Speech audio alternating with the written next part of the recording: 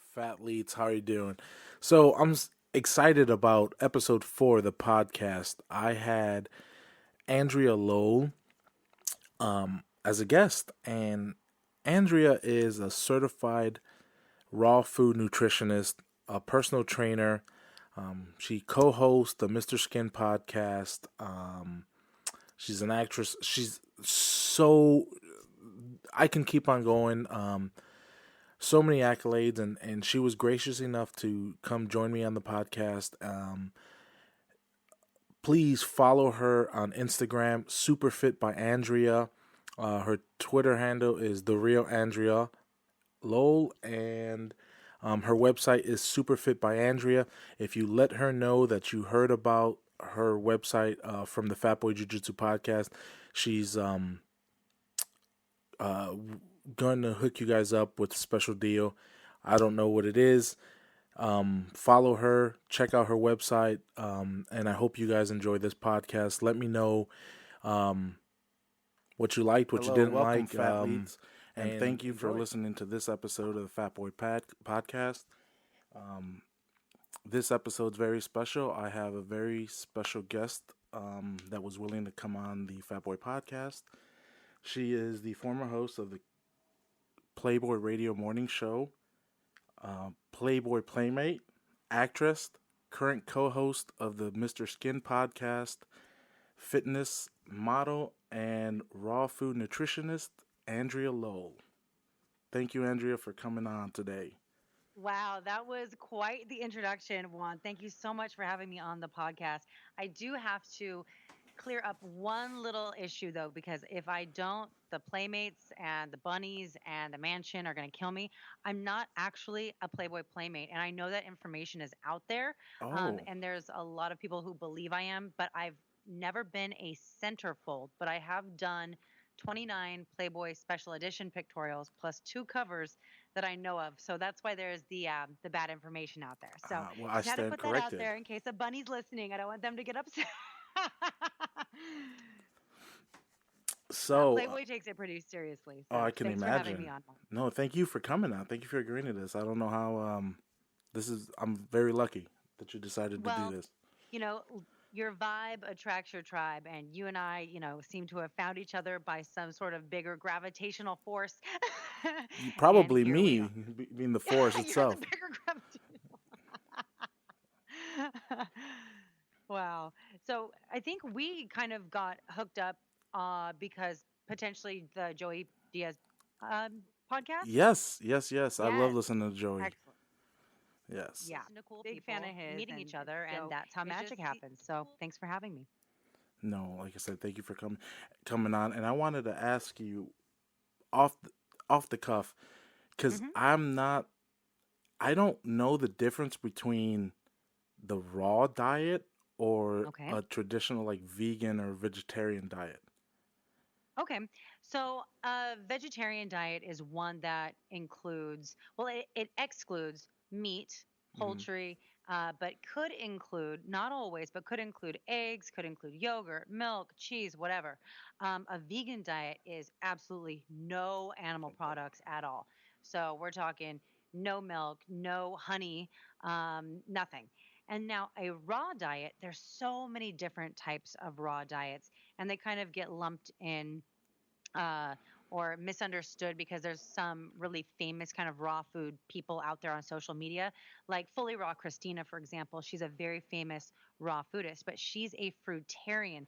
So that means that she eats pretty much all fruit plus tender leafy greens. So that's what people think raw foodism is. But you could be a raw foodist and eat beef tartare, eat raw cheese, eat raw milk. It basically means that you're getting the bulk of your calories from a raw food source and that you're not heating your food over 118 degrees because once you heat food over 118 degrees, the enzymes get murdered pretty much and the nutrients get degraded. So, a raw foodist could be a vegetarian raw foodist. It could be a vegan raw foodist. You could be like me and be a raw super foodist, which is someone who just eats the highest quality and most nutrient dense foods on the planet without raising the temperature above that holy grail of temperatures, which is 118 degrees. So that's kind of all those different diets summarized. But if you have any further questions, I'd be more than happy to answer. Wow. I just didn't realize it was broken down that far. Oh, And I can break it down even further. There's like there's so much to learn, and I've been studying raw food for years, well over a decade, and I became a certified raw food nutritionist after I had been living a raw life for several years, and I just decided I wanted to really know as far deep down the rabbit hole as I could go into what I was really doing to my own body and then helping other people to do that as well. But there's a lot of factors that go into why someone would even go raw, and it takes a lot of research, and people don't really want to change their diet habits. So without research and education, it's probably something people wouldn't just start doing, but once you start researching it, you're kind of like, oh shit, why haven't I been doing this sooner? well, it's funny you mentioned that because I tried and I've been trying to do keto and just learning about how to maintain ketosis and Hmm. mainly staying away from anything that's processed, refined sugars, and that's really what I've been keeping out of my diet more so than Great. anything else. I mean, Yeah. I I still eat a mean, lot of bread I'm not sometimes. a big proponent of ketogenic diets because, in my opinion, they're not sustainable. So it's like, how can we really stay in a keto diet for the rest of our lives? Or do we want to keep cycling in and out of it the rest of our lives? To me, that seems like a lot of work. And I think something as beautiful as our diet, something as crucial to our life and our happiness as our diet, should be something that we should be able to, really live life freely, not worry about, oh, I need to go back on this or off of this or track that. But I do know that I understand the science behind it. I think scientifically speaking, it works. I just wonder of prolonged health benefits, um, and doing it smartly and wisely. But you pretty much nailed it right on the head there with eliminating the crap. Any diet anyone goes on, once we do something that's really toward our health, all the crap is going to be naturally filtered out.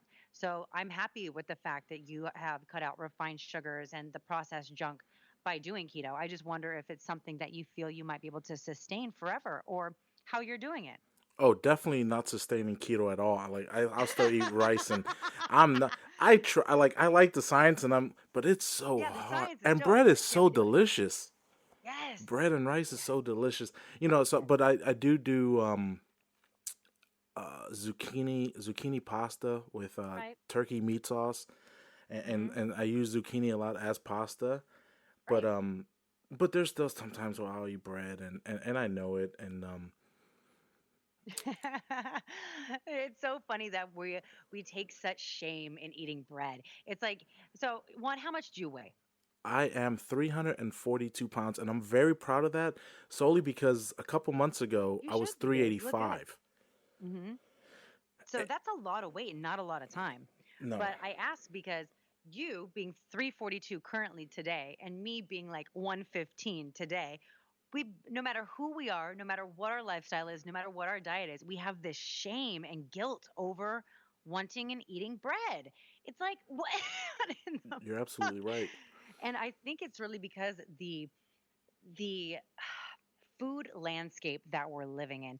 Bread is not what bread used to be like, you know, a century ago when it was literally three ingredients, pure, organic, real flour, Hmm. water, yeast, and maybe like some salt, right? Hmm. Now we're getting bread that's like 40 ingredients, shelf stable, doesn't start to mold for weeks, has all these weird additives and preservatives and chemicals in it. So it's no wonder that our bodies can't handle them or process them, or when we eat them, that our body holds on to the calories. It's just we've deviated so far from how food should be that when we eat something that's processed and non nutritive, our body kind of doesn't know how to handle it and we end up gaining weight. So it's pretty crazy. But yeah, bread is a bitch, man, because it's so bomb. So I'll share with you one of my secrets, Okay. and this is going to sound so basic, so easy. You're going to be like, "Bitch, that's not a secret," but What it is it? works for it works for me and it works for my clients.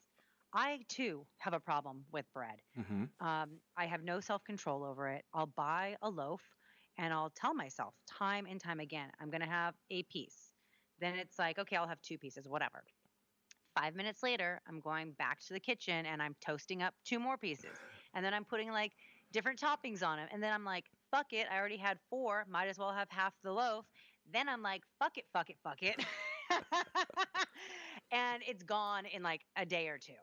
So it's like, what is this insanity going on? This me not having willpower over it, me lying to myself at the grocery store, telling myself it's going to be different this time, when time and time again, no matter how long I go in between buying bread, it's always the same shit.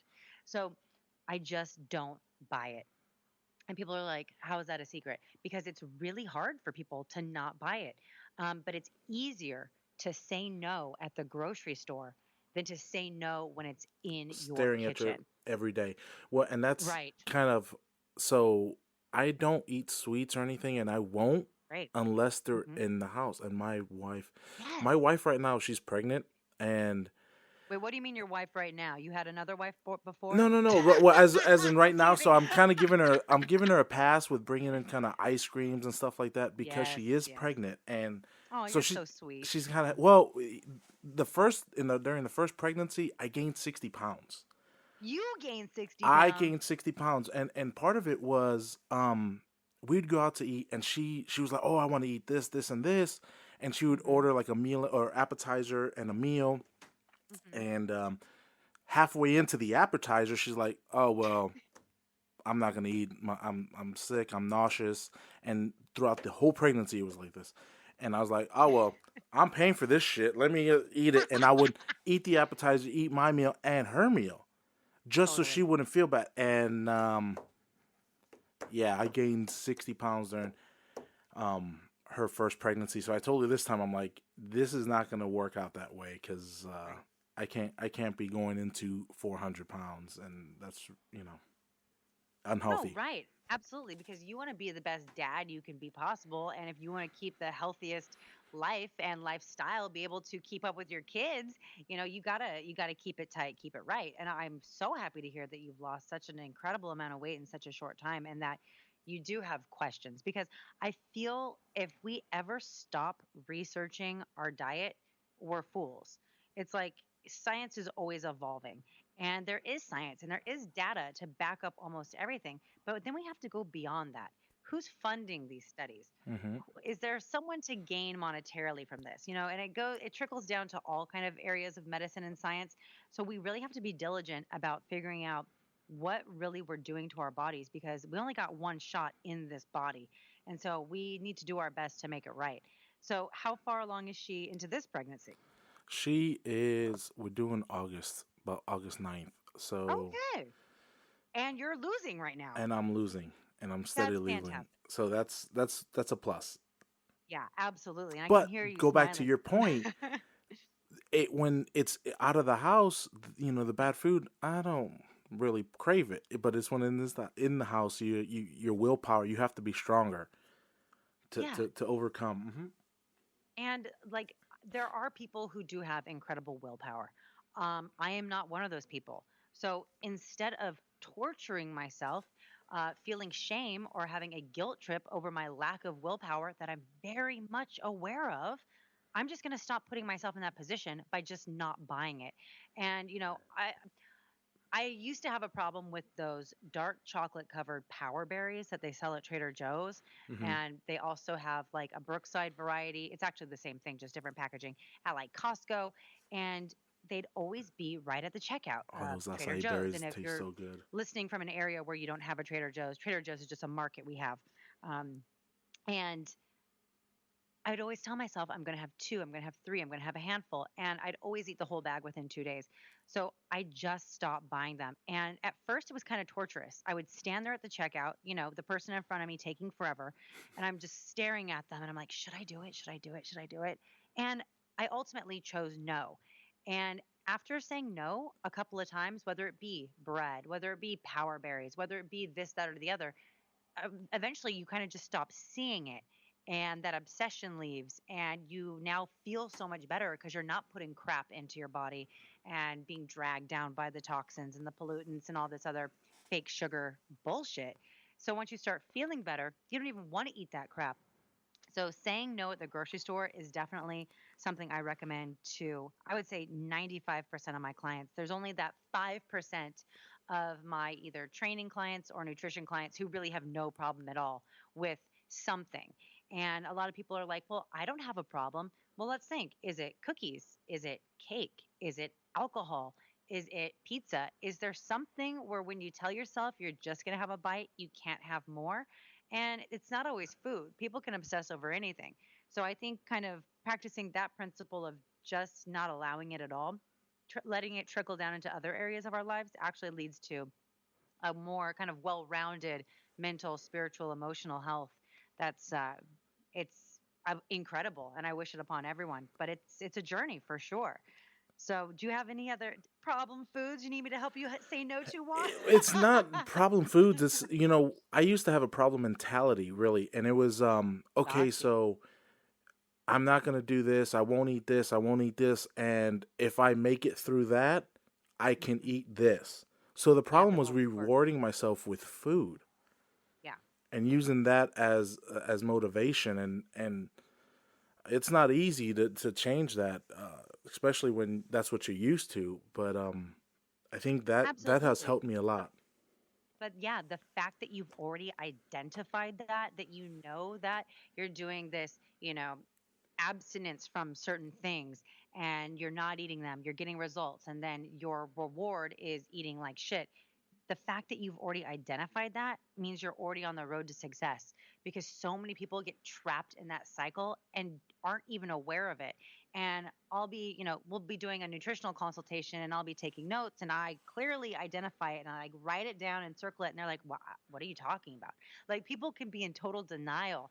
So the fact that you've already accepted it and understood it really is a great sign. It means you're already halfway there to succeeding. So it's kind of getting you out of a diet that makes you feel like you're suffering, that you feel like you need a reward, if that makes sense. Hmm. And I also have people that they'll lose a certain amount of weight and then they'll relapse into poor food because they deserve it or they can afford it because they're 11% body fat and they can start eating this shit again. And it's like, no. So Because you're what going we to have to snap do, right back. yeah, exactly. So we have to shift the perspective of I need to lose weight. I need to lose weight. I need to lose weight. Two, I want to be healthy. And as soon as we put the focus on health, the weight falls off. And then there's no rebounding and there's no kind of deprivation reward scenario going on. But that shift in perspective, I mean, that's a major psychic shift that has to happen in the heart, in the head, in unison. And until we can kind of get people to understand that a healthy life will keep them out of the doctor, for the long term, keep those medical copays down, avoid terminal illnesses down the line. Once they get to be from that perspective, then they're a lot more willing. But so many people are in denial Well, because they and it's hard assume, to agree, to think about that about yourself. Like, oh shit, this yeah, is the type of person I am. And there yeah, was something else, that happened recently. I stopped drinking as a bet. that's awesome. Um, well, that and eating red meat. But See, for look, you're already halfway to raw one. well, apparently, so I take this, I do this bet, and then I started realizing, I go, man, I kind of like myself being sober. Yeah. I have more fun at these parties or whatever, these get-togethers, and I don't. There's not that chance of the asshole coming out because sometimes when I get drunk, I black out, and I think I'm having a good time. I think everybody's having a good time. Then I hear the next day some stories. I'm like, shit, I probably shouldn't have done that, or I shouldn't have done that. And I was telling a family member this, and they were like, well, maybe you shouldn't not drink because of this, because it only happens once in a while. And I said, well, but the fact that it happens at all is proof enough that I probably shouldn't be doing it. I agree with you. Typically, people that like to promote other people drinking, uh, you know, oh no, you should drink more, even though you feel great and you like the fact that you're not making an ass of yourself and having blackouts, but you should drink again. Think about that. That's crazy. That's usually people who are trying to co-sign their own drinking problem by asking you to drink with them, if that makes sense. Ooh, I didn't It, even it, think about it's that. pretty sick. Uh, so yes, I deal with people's drinking problems. I deal with people's food problems. So that person probably sees that they're probably recognizing some of you in them, and they don't want to be singled out, so they want you to keep on keeping on with the bad behavior. But what I noticed was when I toned down my partying, I lost 8 pounds in a month just by not drinking for a month and Wow. not changing anything but the alcohol. And that is such a large percentage of your actual body weight Yeah, at 115 pounds. yeah, absolutely. And it was so funny because at that point in my life, I was in the gym 5 days a week. I had been working with a trainer for close to a decade, a really good one too. I was on a calorie deficit diet that paid no attention to nutrients. It was like lean cuisines, like, bullshit diet food. Um, Tons of hot sauce on everything because everything just tasted like ass. And I could not lose the last like 6 to 10 pounds. And I was like, what the fuck is wrong with me? And I was doing everything right. I even calculated my drinking calories into my like 1,300 calorie a day diet. And I couldn't figure out what was wrong with me. And that was because at that point, I hadn't done the research on how detrimental alcohol is to reaching fitness goals. And I stopped drinking because I got to a place where I was like, okay, I'm only making bad decisions, so I'm going to tone this down. It had nothing to do with my weight because I didn't understand the science then. Mm-hmm. And as soon as that 4 weeks passed, I was like, holy shit, I have a six pack? What? I was just like, I'm never drinking again. I mean, it's truly, truly mind boggling to think that something that we think is as benign as having a few glasses of red wine or drinking shots of tequila or just having fun and letting loose with our buddies would be that inhibiting to our fitness goals. It's absolutely baffling. And so when I take on new clients, one of the first things I always ask, aside from other beverages they're drinking and stuff, but is what's their alcohol consumption? And if I see a pattern that it's often or consistent or a lot, I say, please stop drinking for a month and let's see what happens. And every single time they lose a lot of weight. So I think if you and the listeners were just to try that simple step alone, no matter what their diet is, no matter what their perspective on nutrition or health, or even what form of fitness that they enjoy doing, they'll get some great results, And it's and it's cheaper, worth it. and you're a cheaper date. And you're a cheaper date. Oh my gosh. Okay, on that point, let me tell you. So I didn't realize how much money I was spending on alcohol because what's a $20 bottle of wine here, or a $13 glass of wine there, Mm-hmm. or buying a round of shots for people. You really don't think it's that much when you separate it out. But when you're drinking a lot and every day, and your tolerance keeps getting higher and higher, and you're kind of in my circle, I was known as the "Hey, Andrea's going to buy drinks for everyone" type of person. Uh huh. Um, the enabler. I wanted everyone else to be drunk too. I You wanted to thought be the my life of the party, and that's exactly my yeah, attitude. and I like taking care of people. I've always loved being kind of like a sugar mama, and especially when you're younger, when you're in your 20s, and people really aren't making that much money. Mm-hmm. I've been very blessed with my career that I've always been taken care of through my job and through my income. So I loved just treating my friends to really nice alcohols and wines and hotels, and I loved doing that for them because they were struggling. So And it's that a was great one of feeling to help provide for your friends. absolutely. And so I had no idea how much I was spending because I just never thought about it. When I stopped drinking, I was probably 6 months in to really not partying at all. And I thought there was something really wrong with my bank because I did my online checking and I was like, where is all this money coming from? There has to be a glitch. Like, this is fucking awesome. Like, I told my husband, and he was like, it's your partying. And I was like, there's Wow. no way. no way in hell. And then when he broke it down for me, he's like, when was the last time you got like, a penthouse hotel room and then bought everyone alcohol and party favors and whatever else? When was the last time you went to happy hour with your friends? Like, I was one of those um, wine snobs that I never drank like 2 Buck Chuck in my life. So even though I was drinking, maybe not that much, I Yeah. was drinking really expensive stuff, and it added up. So let me kind of appeal to your listeners this way too. If you don't care about losing weight as a motivation to tone down the drinking, think of your bank account. I mean, it adds up like a motherfucker. Uh, it's toning down my partying is probably the best decision I ever made in my life. Straight up. And it helps you with motivation the next morning. Saturday Absolutely. morning, Yeah. you're not drunk and hungover until 3. Shit, Yeah. I went to when was this? It was before the new year. I went to a wedding and I got Hmm. shit. It was November. As actually, I think the weekend my wife and I conceived the baby. Ooh, look at So you. we got trashed at my buddy's wedding, and I didn't feel good. It was Monday, and I still felt like shit. We're not 19 anymore. No, And the fuck a I'm lot not. of people don't want to stop the party train because let's be for real, the party train is fun. Who wants to stop the party train? Nope. But the fact is, we're not getting any younger. And it takes so much longer for our bodies to recover.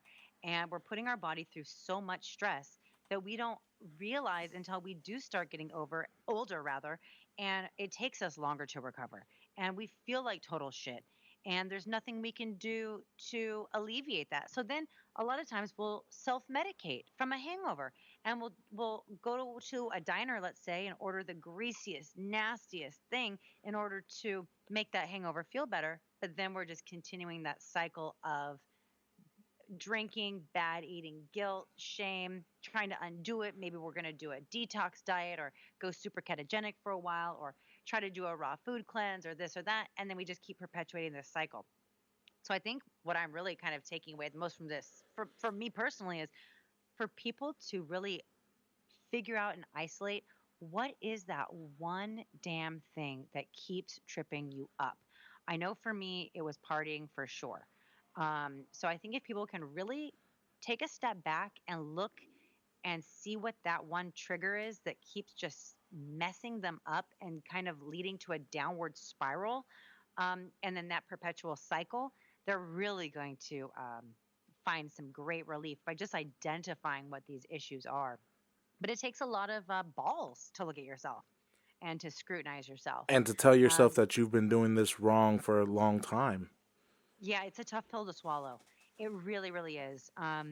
You know, I had been researching how to be healthy for so long, and I just didn't want to do it the way I'm doing it now. I wanted a magic pill. I wanted a trainer to tell me to do 5 more reps. I Get Fit wanted to be T. on, yeah, it's like, it's the truth. It's like I didn't want to take accountability for my own results. It's so crazy. And as soon as we take accountability and really start deciding what's the best diet for my goals, what's the best diet for my long term health, that's how we're going to get success. And like I said much earlier, when we put our health first, the weight will fall off. And there's no struggle when you're focusing on health, You're absolutely right. If you and right? the quality of food. Absolutely.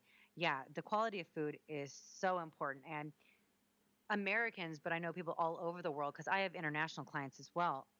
We think that because something's on a store shelf, it's healthy because the government approved it, FDA, the They USDA. won't let Uh, you sell that. If it's that exactly. bad for you, they won't let you sell it. Bullshit. They straight have known carcinogens, which are cancer causing agents in children's foods. They have chemical additives and food colorings that have been scientifically proven time and time again to cause behavioral disorders. Um, Foods that are banned in 30 other countries, we allow with very liberal limits on them. Where in other countries, it's like oh, I forget the name of it. It might be like azobicarbamine, or I don't know what the name of it is. But if you're in Indonesia and you're even caught holding it or it's in your possession, you get fined $250,000. And this is Wow. an ingredient that we allow in our bread. But it's okay, And it Andrea, because we don't have marijuana that's legal. exactly. It's like, so we can't take nature's gift to us as the number one medicine on the planet, but we can keep poisoning ourselves. It's like, so why would they perpetually want to keep us sick and not let us take nature's answer? Is there someone to gain from this? So that's where it's like really going down that rabbit hole. And a lot of people, they just stay ignorant to it and complacent to it because they don't want to go down the rabbit hole.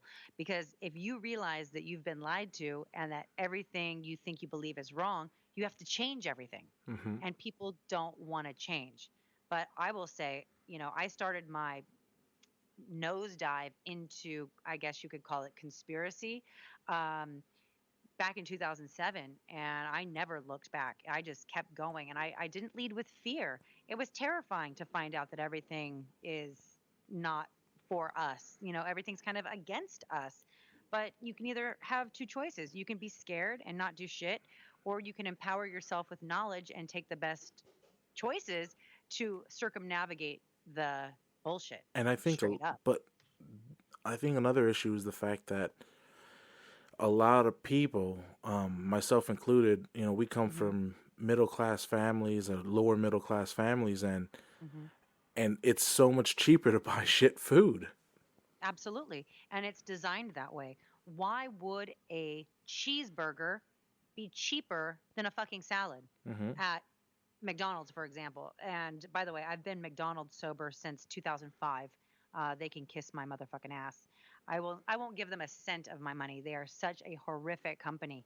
Um, but it's like, that little salad you can get at McDonald's, it's literally lettuce, crap tomatoes, maybe some croutons on that bitch, and like some gross ass sliced cucumbers. Why is produce $5 and a cheeseburger, which is, the whole dairy industry, cattle farming, this, that, or the other, You got the the bread. animal agriculture, the bread processing, Hmm. the produce processing, all that, all the people's jobs involved with producing that hamburger. Why the fuck is that cheaper than a vegetable? So there's a systematic kind of targeting at the middle class, lower middle class, and underprivileged to really keep people sick and keep people in this state of unrest and dis-ease straight up. And the more I've researched into it, the more and more it becomes very, very clear to me. That's why I really try to teach people that we can eat a pretty reasonably priced whole food, plant based diet by keeping it simple. A lot of people look at my diet and they'll be like, oh my gosh, raw seems so complicated. It's like, bitch, I'm not making a raw cheesecake every night for dinner. Like, I'm doing what Juan's doing. We're spiralizing some zucchini. Like, even for breakfast, I just eat fruit for breakfast. Is there anything more simple on this earth? There's no preparation. There's nothing. You just eat it. And if it's an apple, you throw away the core. Or if it's like an apricot, you throw the seed away. There's no prep necessary, really, in a super simple whole food, plant based raw diet. So I always have to kind of let people know you can eat vegan on the cheap, you can eat vegetarian on the cheap, you can eat raw on the cheap. It just depends on how simple you're willing to go. And even though I could afford to live a more exotic diet lifestyle, I actually choose to keep my diet simple because it's less stress on me. I'm lazy. I'd much rather eat three apples for breakfast or eat a whole pineapple for breakfast than like try to make something fancy just so I can take a picture of it and post it to my Instagram. But it's so much more satisfying when you show it off. I know. And it's so funny because I have clients that are, that are taking my upgrade to raw 8-week online program. And they're just like, oh my gosh, does everything have to be complicated like your Instagram post? I go, listen, homie, how often am I posting a food picture? I go, I'm eating all day long every day. And I'm like kind of posting once every 3 days a picture. And I pretty much make that thing just to post it, to inspire people to know that you can have really yummy tasting food and wild exotic creations. But the fact is, I'm eating super simple 95% of the time. It just makes my life way easier. And also, I'm a superfoodist too. So I don't need to be making these wildly creative dishes because for me, I'm more about the nutrient value of food than how pretty it looks. So sometimes I just make stuff just for Instagram. Like today, I made some. It was really bizarre, but it was really super bomb. It was a papaya pasta. So just like you would do your Zucchini. zucchini, Mm-hmm. I took a an underripe papaya and I shaved it on my mandolin. So with these little teeth that make it like very very fine angel hair pasta. Okay. So it's like a spiralizer but way smaller. And holy shit, that was bomb. I was just like, I need to make this again and again and again. And And underripe but I papaya. made That's it. well, I know I put a whole bunch of stuff on it. But I Well, made that for I mean, Instagram. but the main ingredient was the underripe papaya. Absolutely. Okay. That was the pasta. And then I added so I made a dressing then. You know, the papaya seeds are very peppery. They're Mm-hmm. also super good for you. So I put the papaya seeds in with some tamarind. Who Okay. doesn't love tamarind, right? Um, half of a lemon juice, a little bit of spring water, a little bit of raw organic honey, no salt, oh, and cilantro, and I blended that bitch up, and I had like the seriously it's such a good sauce, and then I topped it with more cilantro, red onion, avocado, uh, and I was just like, "There's no guilt in this." I just ate a huge bowl, uh, and it was super tasty, and I've never tasted anything else like that. And I just made that based on the ingredients I had in my kitchen and using my intuition, really getting back with nature, aligning with nature. If you eat that way, you will not get sick. I You can will have not all those ingredients in my house, and I would make it. never have thought to mix it at all, I ever. know, right? But you get to a point where you just have a pantry or a refrigerator full of ingredients. That's the goal. That we don't have prepackaged stuff, that Hmm. we just have all ingredients. So we have to make our food. And that way we know we're filtering out the crap and the preservatives and the chemicals and the stuff that's going to make us sick. Do you think it And helps you if you go to the grocery? I'm sorry, Andrea. I didn't no, mean go to. ahead, love. Um, but because you mentioned something about having food in the refrigerator, do you notice Hmm. that it's easier if your clients go to the supermarket twice a week instead of once, just so they can have fresher produce? Yeah, it depends on exactly what their diet is. None of my clients have a same diet at all. Everyone's diets are customized for them. So if someone's doing a high raw or a fully raw diet, there and depending on how many people are living in their house, it really depends. Um, certain produce obviously goes bad more quickly than Mm-hmm. others do. So the more you eat raw produce, the more of a rhythm you'll get into. You'll know that berries go bad the quickest. You'll know you can leave an onion on the counter for a month and it'll be fine. And Well, it also depends on people's climates, the temperature of their home. There's so many factors going into it. But yes, to answer your question, I think going to the store a couple of times a week. I know for me, there's times I go 4 or 5 times a week. And I actually, it's kind of embarrassing because I'm like super homies with everyone that works at the grocery store. But yeah, the more we take accountability for our food, enjoy the process of buying food, and keeping our dishes simple and nutrient forward, we're just going to have success. I mean, I haven't battled my weight in years. And aside from just like and you look weight fucking loss, awesome. I haven't been sick, Juan. I haven't had a cold. I haven't had a flu. I Really? haven't had at all. Um, at and I know it's because of my diet. You know, I'm a personal trainer. I'm at a gym all the time, touching disgusting ass dirty weights, benches, this, that, or the other. I'm exposed to major illnesses all the time. Even I have clients that come in and are hacking up shit all over me, but I don't get sick, and I I I Attribute know that to it's the because of my diet. diet. Yeah, Well, that's awesome. Wow. crazy, right? Very. I love not being sick. I hate it Isn't it getting great? sick. I usually get those man flus that women hate because Oh, I you mean like you regress. can't handle it, or? I regress to a 3 year old That's so funny. When was the last time you had one of those, though? about a year ago. Okay. That's, A I little mean, over a at year least you ago. missed this flu season. I had Ah, clients that were like taken out for weeks, man. I got sick, but I kind of we kind of powered through it, and mainly because we have to. But Yeah, you have to. Like life goes on. So what are we going to do? So that's why I know, I'm an extremely busy person and I can't afford to get sick. Like yes, straight up. I can't take a week off. I can't not go train my clients. I can't not be available for my online clients. So it's it's something I do to support my lifestyle of I'm always traveling, I'm always going, I'm always helping. How can I help and do all those things if I'm sick myself? So it's pretty freeing. I'm actually really curious about your diet. I want to hear more about what you're doing, and I want to see if maybe you'd be open to some suggestions, possibly. I will be open to some suggestions. For sure. I love. I'm a sponge, so if you tell me something, look, I may try some, I may not try some. I'm not gonna Okay. lie to you. There'd be some things. Oh, I'll do that, and there's some things I'm like, Sure. yeah, I don't know about that, and not just maybe because I don't know, what I'm doing yet. Yeah, so I always tell people everything I tell you, anything anyone tells you, I don't care if it's, a headline in an article or a main story on the news. Research further. Always research further. And once you understand something, you're more apt to do it.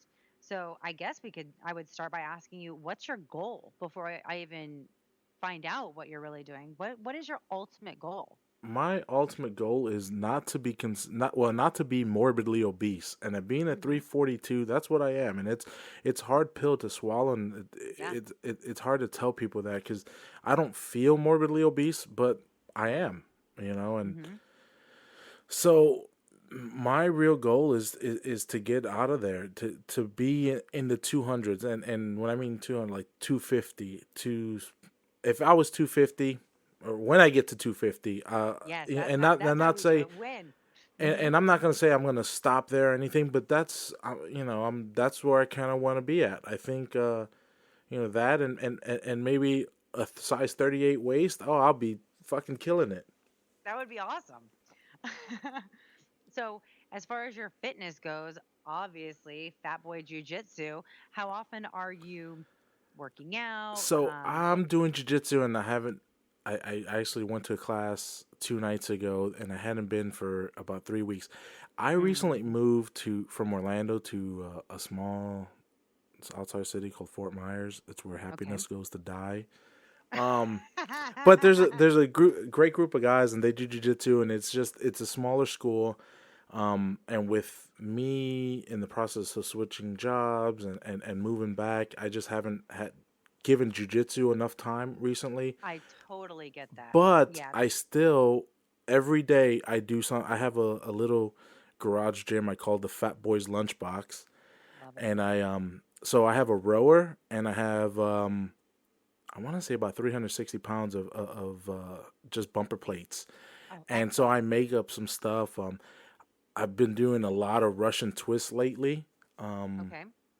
and just sit ups, and you know I don't like to do a lot of bench pressing or anything, but I like to do some cleans, some snatches, and Mm. getting back to squatting 465. I want to hit break that 500 mark, and I've never been able to do it. Yes, Swan. Yes, I'm with you. You should see me over here. I'm like nodding my head, like, oh, yes, yes, yes. Now, what is the goal with the core work? Because I'm a core expert.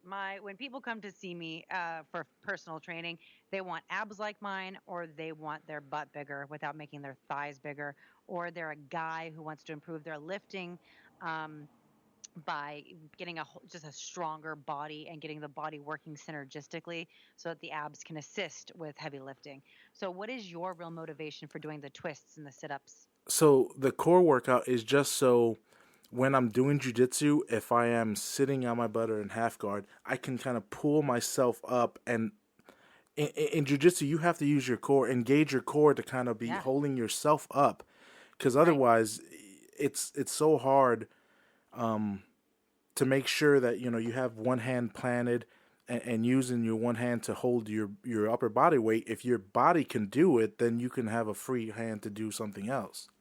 Right.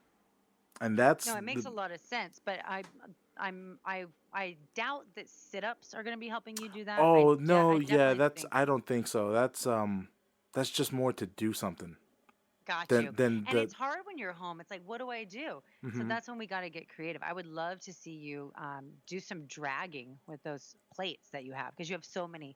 And one of my favorite things to do is to do like a plank with my hands in front of a plate. And with the plate behind my hands, just kind of laterally drag it side to side without moving anything but my hands. It Hmm. is such a killer core stabilizer. It'll make your core so strong that you could just spring up on a fool um, with Really? your abs. Yeah, I can tag you on a video of me doing that. Oh, that'd It's be awesome. so yeah, it's so good.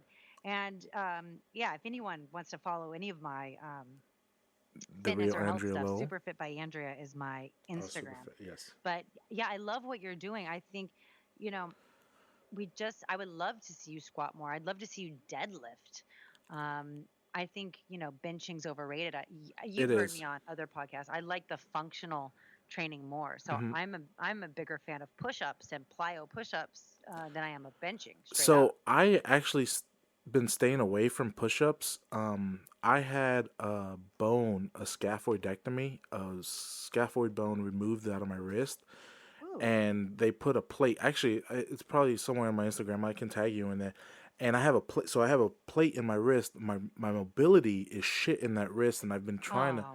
Oh. Um, just as painful, and the mobility was just as bad before the surgery. I mean, Mm-hmm. I had the surgery. It didn't help much. It didn't get much worse. It just stayed the same. So I don't know if I should have done the surgery anyways. But so I don't really do push-ups. I can if I lock out my fingers and just put all my weight on, but I'm you're not using your hand right at that point. Right. It but I try I can do them if I do just like on my knuckles. But I usually stay away from push-ups because of that. So I completely understand that. And of course, I have clients But I don't that want to have. make excuses too, because that sounds No, like a it's not an cop out. No, excuse. it's a fucking cop out. Because that's I don't think that's that's an another thing excuse at heavy all. guy, fat guys do. We kind of, oh well, I'm not gonna do this because my knee kind of hurts, and if I try to fight my knee, because I've said it to myself before, and it's like, and I kind of talk myself out of doing something because, oh, I may feel a little bit of pain, but is it the discomfort of actually just working out, or is it, I'm No. hurt. I would say I totally understand what you're saying. I have morbidly obese clients myself who do have valid knee pain, but I also have ones that do talk themselves out of stuff because they are either scared of failure or they don't think they can support their body weight doing a certain move or whatever. Your hand issue, the push-up issue, is a real issue, and I would never want you to make the injury worse or have to get another surgery by ignoring those signs of pain. There's plenty of other things you can do that don't involve pushing up that are going to give you excellent functional training that will make your chest amazingly um, toned and strong, as well as your triceps and your lats. I'm thinking, for example, you could do lat pullovers on a bench or on the floor with a plate. Okay. Um, that would be a great substitute. Single arm chest presses, because if you do a single arm chest press with a dumbbell, Mm-hmm. you are going to be working your obliques. So I actually do that Do I? as an Is it ab. alright if I do it as with a kettlebell? Because I do it with a. Yeah, Okay. Andrew, yeah, I gotta ask absolutely. you. I kind of keeping you over your time. Do you need to go? I know you're. I know you're super super busy, and I don't want to keep you. But if you have to go, I will say this. Let's keep talking, but I will have to probably go in like 10 okay. if you're cool with that. No, if you're But cool, I don't want to keep you. I know I only had you for such a little time, and I can continue to talk to you. you know what? I enjoy talking to you so much. I'm like, can we do this weekly? I If we work something out like that, yes, I can. I would Wouldn't love that to be do it, great? and then that way But you what can I keep wanted to checking on my progress. Absolutely. What I want to tell you is, though, there's always a way to work around everything.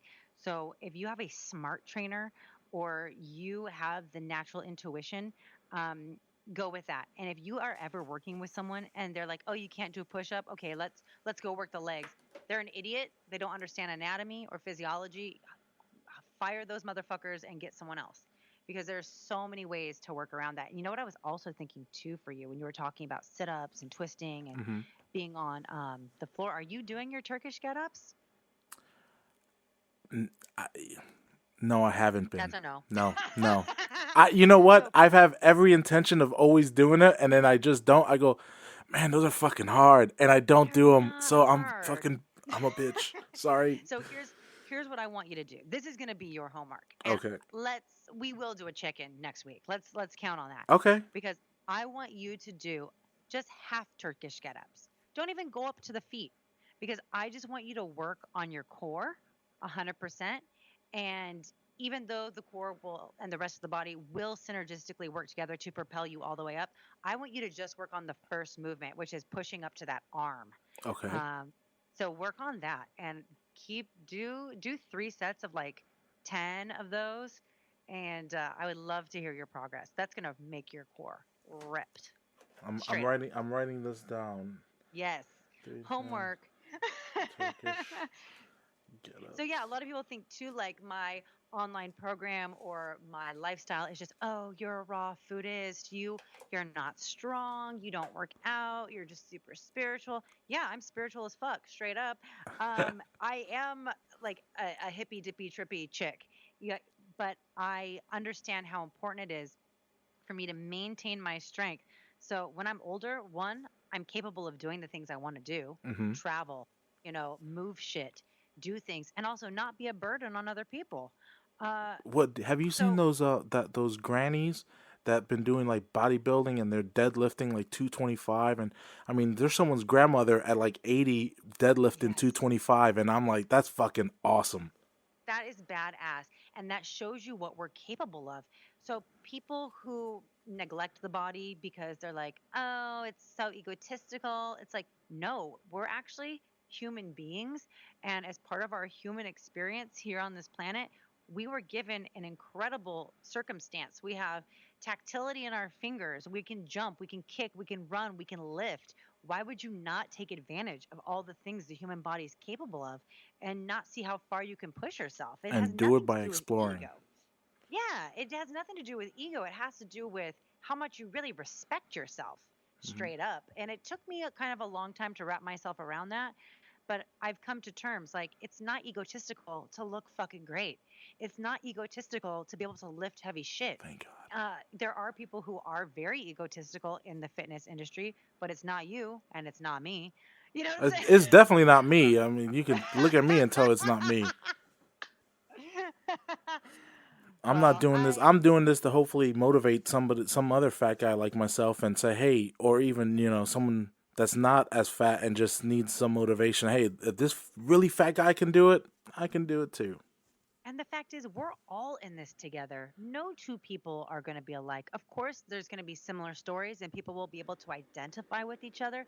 But we have to remember, we have to have that unity consciousness.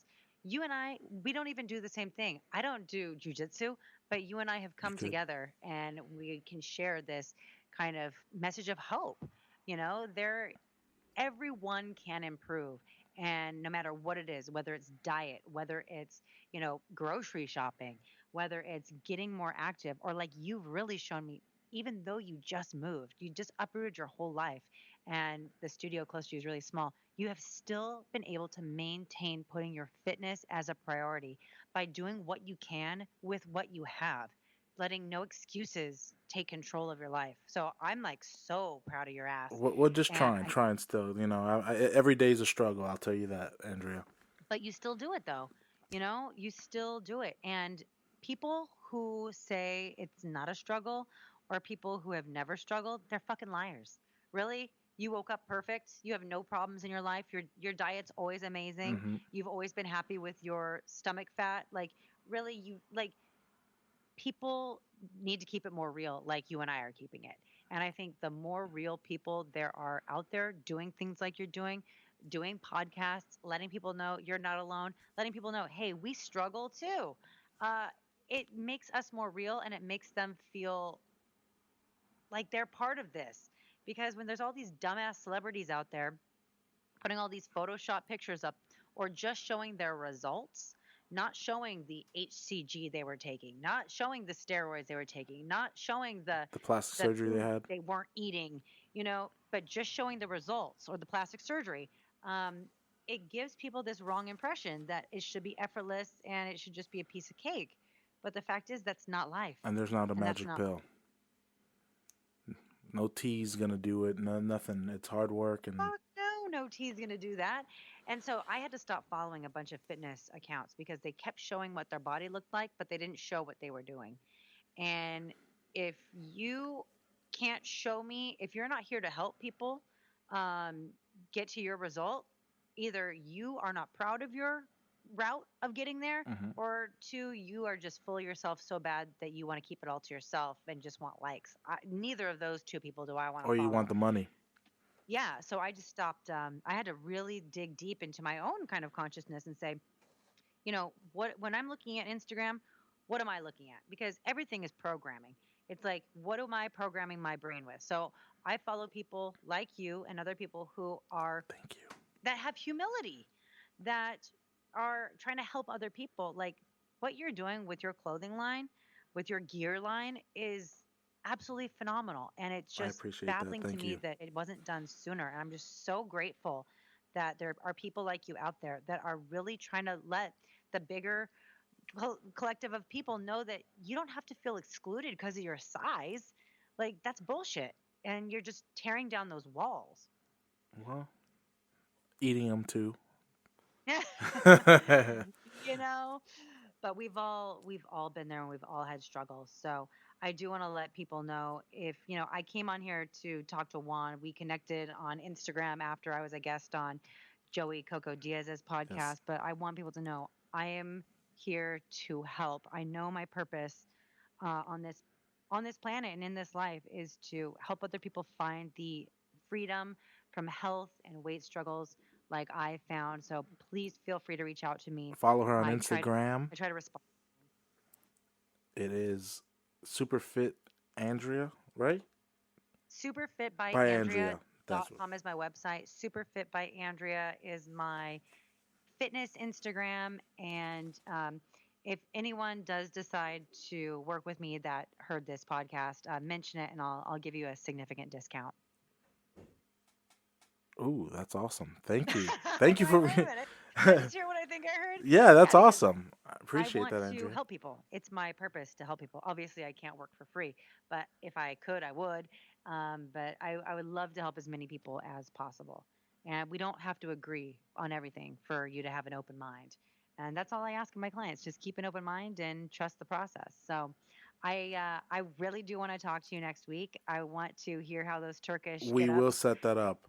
came along. And also, if you want to start maybe dabbling a little bit more raw food, I will. I'm gonna uh, start. I'm gonna start tagging you when I make some raw food. If I love I that. can try to make it this weekend, I promise I'm gonna try. And remember, it's easy. Eat a fucking apple, have a grapefruit, cut a watermelon and have and eat that bitch with a spoon. It's so easy to eat raw. We'll start that. I'll start eating more raw. I promise. All right, love. I'm so stoked to talk to you. Thank you so much for having Thank you me on. for thank And you for coming on. Thank you for staying extra.